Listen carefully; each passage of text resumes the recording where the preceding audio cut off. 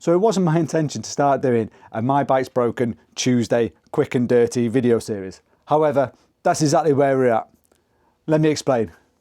So I'm in my garage right now, and I dare say there's a lot of you like this that haven't really got anywhere glamorous to store their bikes or fix their bikes. So I'm literally sharing the garage with the guinea pig and a tortoise, and this little area is where I get to play bikes, and I'm slowly running out of space, but it's all good.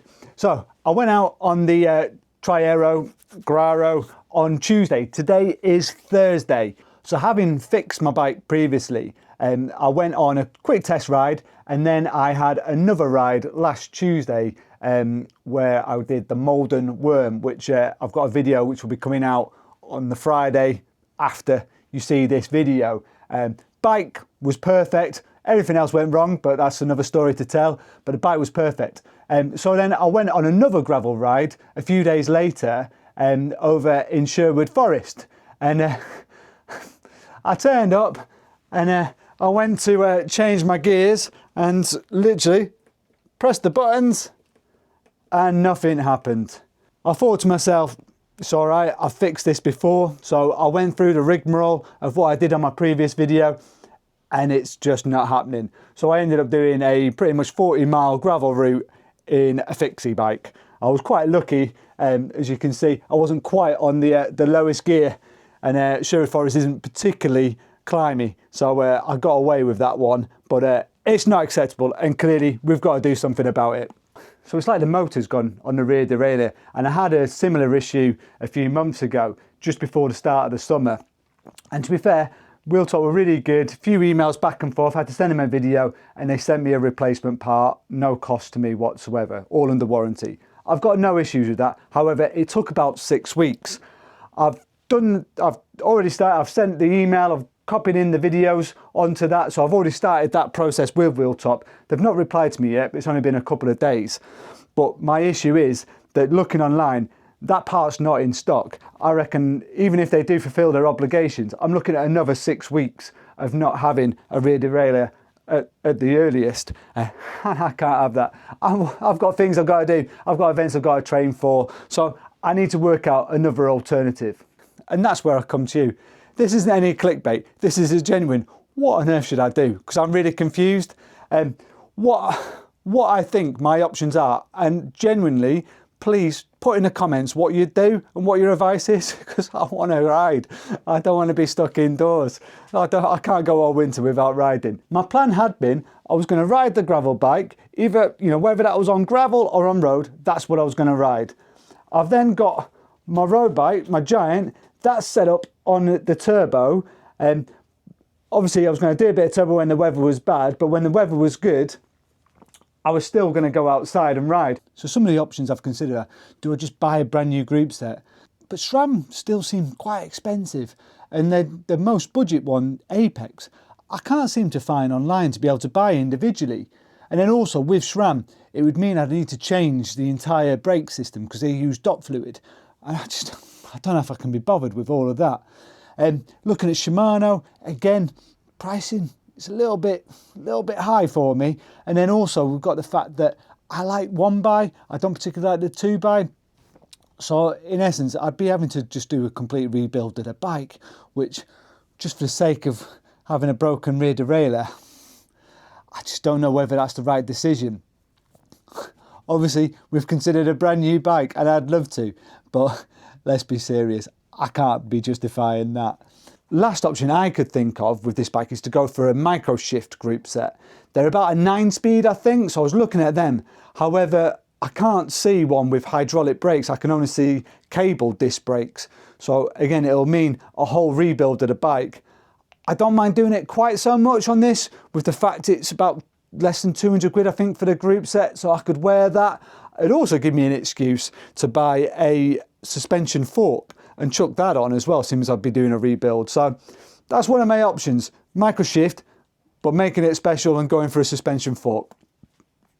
So they're my options, I think, with this bike, which are limited. That leads me to the next bit. So my road bike is a Giant Defy, and they state their tyre clearance is 38 millimeters. So what I thought is I can put gravel tyres on this bike and I'll just ride it as a gravel bike and road bike and just won't have a turbo. I've put my spare gravel wheels on with tyres, and looking at the size of them, I thought these were 35s, but they're coming up as about 45 millimeters, which is a little bit bigger than the 38 that it states it can take. If we look through the tyre, I don't know if we can pick it up on the camera, there is a little bit of space. The front wheel would fit. Yeah, so the front wheel could get away with it. So my thought process is I'm gonna try the rear wheel now. I don't want to ruin my chain, my cassette.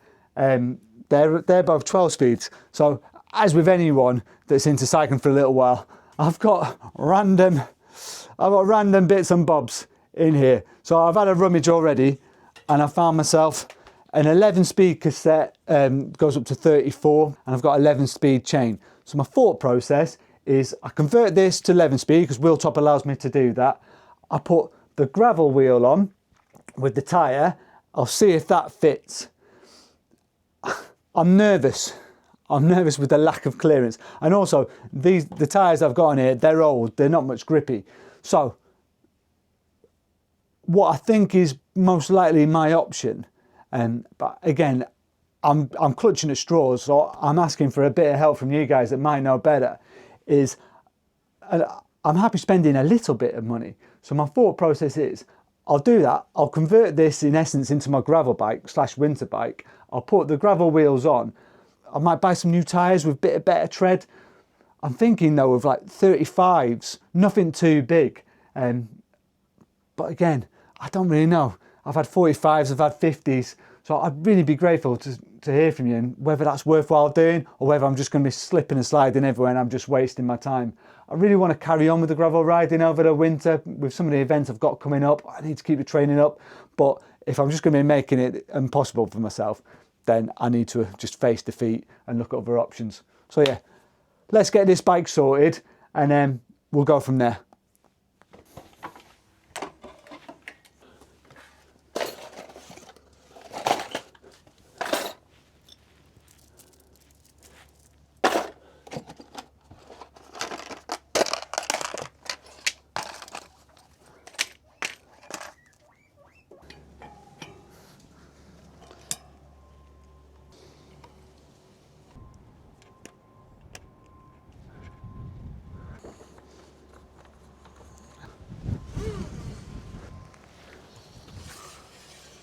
I don't know how well this is going to pick up, but it's rubbing.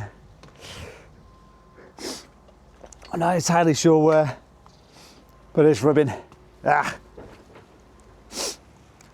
Okay, so my thought process is I'm going to set this up, as I said, 11 speed, sort the gearing out, all that sort of thing.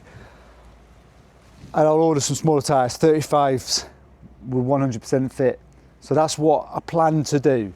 But I'm going to upload this video and I'm going to hang fire. Message me, let me know what you think.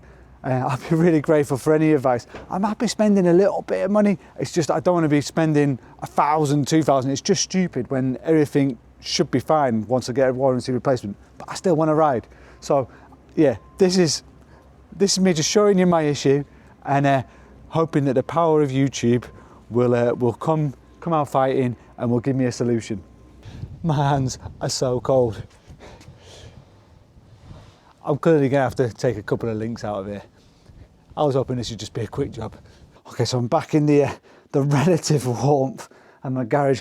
My hands are numb. They're so cold.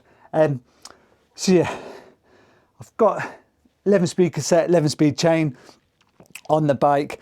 I've tried these tyres. I didn't quite realise, but they're coming up as 45s. This bike says it's maximum of 38s. Front is fine, although the clearance is tight. The rear is rubbing, and that's without having any mud on there. And these are the Schwalbe G1s. There's not exactly loads of grip on them anyway, especially for this time of year. So once you've set your correct cassette on here, the next thing to do is just go onto the initial calibration, and you need to just shift your rear mech just so it's in the right spot. Once you've got it in the right spot, allegedly, it should make all the next stages far easier. Let's see, shall we? Let's go for a test. I'm going to use the app rather than the handlebars. Ah, man, that rub that was awful. Shifting okay, although it's in the top cog and it's saying it's in the 10th gear. So, not good. We need to get that sorted. So it just seems like there's the one gear that's not quite right. Let's see if I can sort it.